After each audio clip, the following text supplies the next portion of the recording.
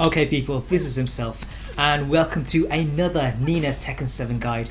In this video we're going to look at Oki of quarter circle forward 1+2, also known as backhand slap chain throw. The first ender is shoulder throw arm lock and the best option here is blonde bomb. Now this hits back rollers, side rollers and wake up kicks, but it whiffs against people staying down and it can be blocked by standers. If that happens you're at minus 14, so some characters can launch you.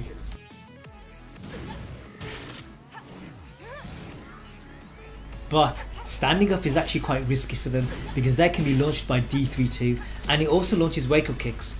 On top of that, it also hits side rolls and staying grounded, so it's not a bad option.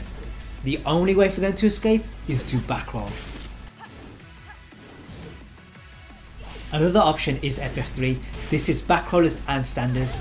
The other good thing is that it also launches wake up kicks and it hits grounded, so side rolling is the only escape.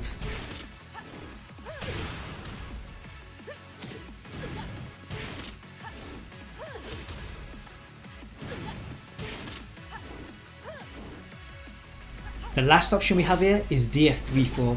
Now this whiffs against side rolls and staying grounded, but it's a natural combo, so against back rollers and wake up kicks both hits land, and from there you have a 50-50 mix up. 3+4 is a safe mid and 4 is a minus 13 low, so only a few characters will launch you.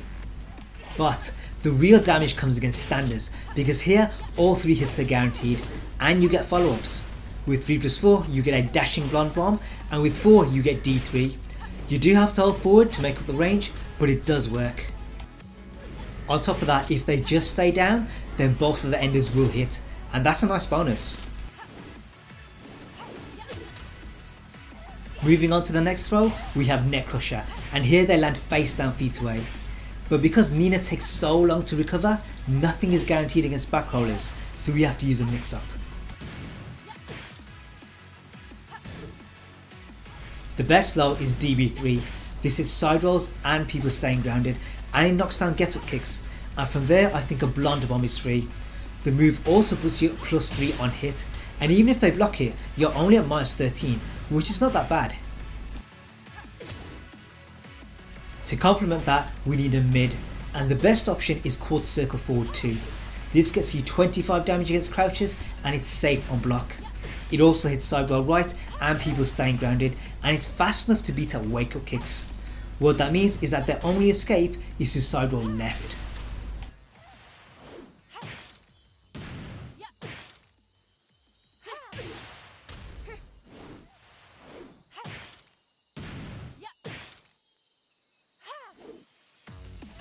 Now those two moves are good on their own, but against standers you might want to use up forward 3.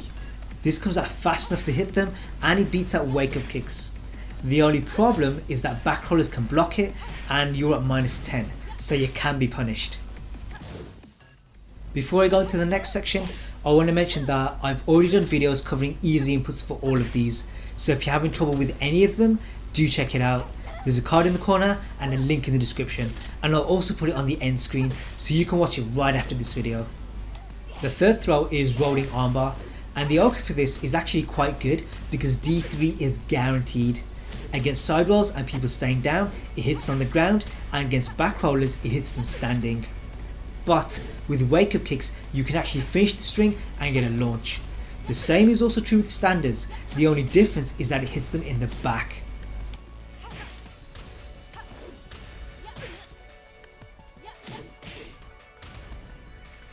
The danger with this though is that back rollers can block the second hit and you're at minus 13.